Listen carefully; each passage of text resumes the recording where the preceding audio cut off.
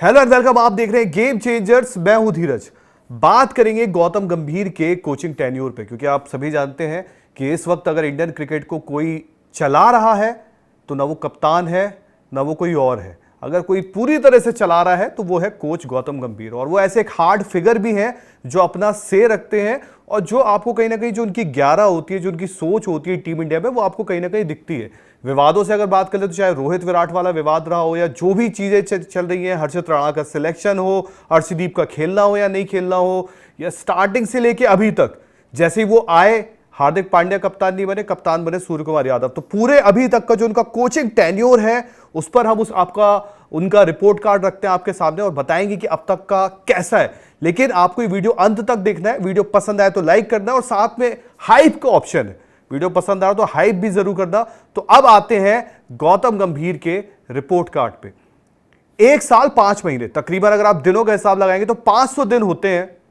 500 दिन अगर आप रखोगे तो गौतम गंभीर के लिए, मतलब ऐसा बोलोगे यार 500 दिन तो बड़े अच्छे होते हैं। और इस दौरान ऐसा नहीं है कि चीजें अच्छी रही है खराब रही है, अच्छी भी रही है और खराब भी रही है, मिक्स में रही है। साथ में एक चैंपियंस ट्रॉफी भी रही है। हाँ, थोड़ा विवाद हो जाता है चैंपियंस ट्रॉफी का नाम लेते, क्योंकि कप्तान रोहित शर्मा ने उसका क्रेडिट जो है वो कहीं ना कहीं राहुल द्रविड़ को ज्यादा दे दिया कि जो हम जीते। तो अब ये भी थोड़ा सा अजीब सा है, क्योंकि उस वक्त कोच तो गौतम गंभीर थे, लेकिन अगर क्रेडिट राहुल द्रविड़ को दे दिया, और आप तो जानते हैं इंडियन टीम में क्रेडिट को लेकर लड़ाई कितनी है। खैर, आगे बढ़ते हैं, स्टार्ट से लेकर अभी तक की बात करते हैं, क्योंकि आप जानते हैं जैसे ही T20 वर्ल्ड कप भारत जीता, राहुल द्रविड़ की कोचिंग खत्म हुई, टीम इंडिया से जुड़े कौन? गौतम गंभीर। और गौतम गंभीर का आईपीएल बड़ा अच्छा गया था, आईपीएल उन्होंने जिताया था, केकेआर को जिताया था, और कहीं ना कहीं टीम इंडिया को एक ऐसे कोच की आवश्यकता थी जो आए। और जब वो आए तो पहला उनका असाइनमेंट था श्रीलंका का दौरा। अब श्रीलंका का दौरा आपको याद होगा, श्रीलंका का दौरा में आपको याद होगा जब वो आ रहे थे तो रोहित विराट थोड़ा रेस्ट करना चाह रहे थे उसमें, बट बाद में आया कि नहीं, वो आएंगे, खेलेंगे, और खेले। श्रीलंका दुनिया की कोई भी टीम जाती है थोड़ा तकलीफ में रहती है वहां पे, चाहे वो बड़ी से बड़ी ऑस्ट्रेलिया क्यों ना जाए।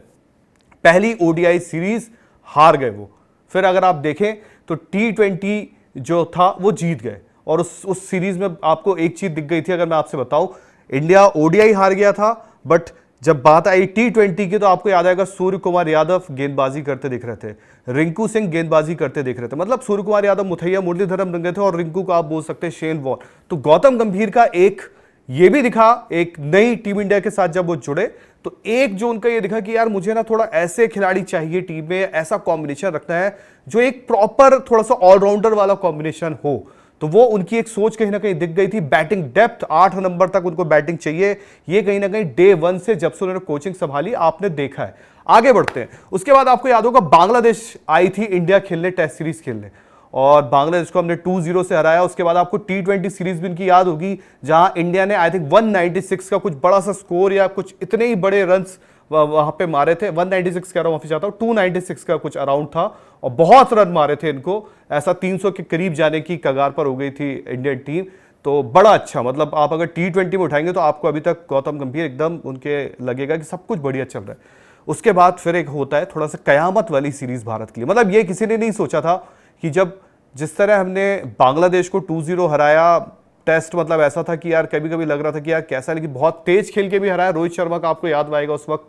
पर उसके बाद जब बांग्लादेश आई 3-0 से घर पर हारना, और ये ऐसा था कि 100 साल में, मतलब आप कह सकते हो कि भारत कभी व्हाइट वॉश नहीं होता टेस्ट सीरीज में घर पर, वो भी हो गया। और जडेजा का बयान आपको याद आएगा जब जडेजा ने कहा था कि मुझे हमेशा डर लगता था कि भारत कभी घर में सीरीज हार ना जाए, लेकिन आज जब ये डर आपका जिंदगी भर आप जब से खेल रहे होते टेस्ट क्रिकेट, तो वो हो गया।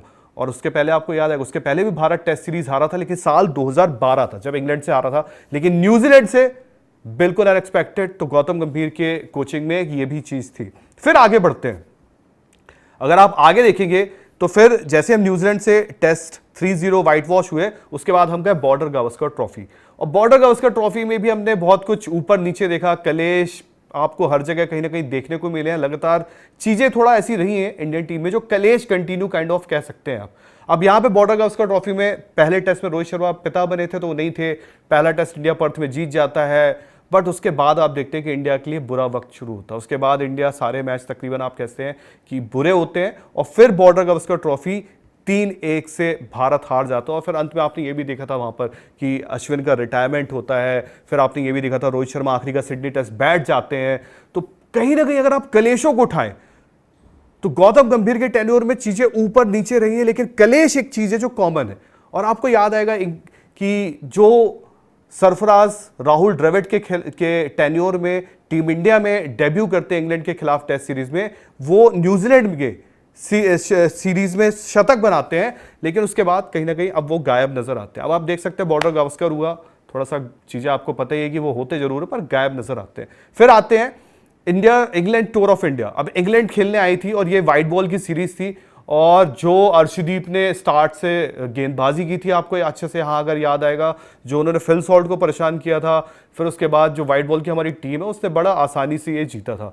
T20 सीरीज को हम 4-1 से जीतते हैं और ओडीआई सीरीज को 3-0 से जीतते हैं। और ये एक सीरीज आप थोड़ा सा ऐसा कह सकते हैं, जीत भी रहे थे, चीजें अच्छी भी चली थी और इतनी तकलीफें नहीं आई थी।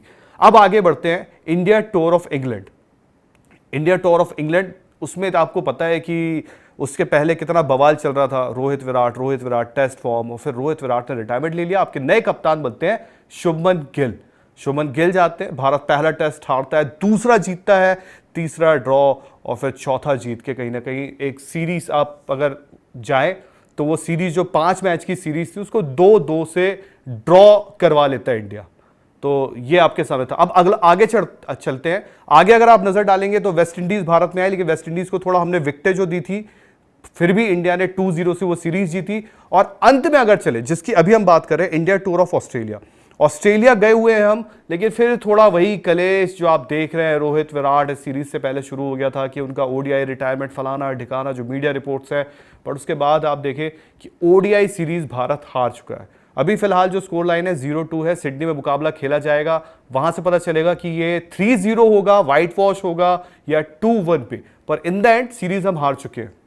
और जैसे ही सीरीज खत्म होती है, इसके बाद आपको नजर आएगी T20 सीरीज, तो वहां पे भी देखना होगा कि गौतम गंभीर साहब की जो चीजें चल रही हैं वो कैसी है। लेकिन इस दौरान हमें यह भी ध्यान रखना होगा कि गौतम गंभीर के टेन्योर में हम चैंपियंस ट्रॉफी भी जीते हैं। अब उनका क्रेडिट उनको जाए या ना जाए वो बात अलग है। और साथ ही साथ एशिया कप जो विवादों में रहा वो भी भारत जीता है, और एशिया कप भारत ऐसा जीता है कि मतलब आप जो कह सकते हैं एक साइन उन्होंने दिखाया कि एक्सपेरिमेंट्स भी किए हैं, वहां भी कुछ चीजें थोड़ा ऊपर नीचे रही हैं, लेकिन जीत भारत के हक में रही है। अब आपको कमेंट सेक्शन बताना है कि आप अब तक जो गौतम गंभीर का कोचिंग टेन्योर है या उनकी सोच है, जो उनकी 11 को लेके सोच है, जो उनकी ऑलराउंडर्स वाली सोच है, जो बैटिंग डेप्थ को लेके सोच है, अब उसमें कई चीजें विवाद भी निकल कर आते हैं, जैसे कुलदीप यादव को ना खिलाना, कई बार एक प्रॉपर जो बॉलर होता है उसको नजरअंदाज किया जाना, ये सारी चीजें हैं। आपको कमेंट सेक्शन बताना है आप खुश हैं या नहीं है। वीडियो देखने के लिए बहुत बहुत शुक्रिया। जय हिंद, जय भारत।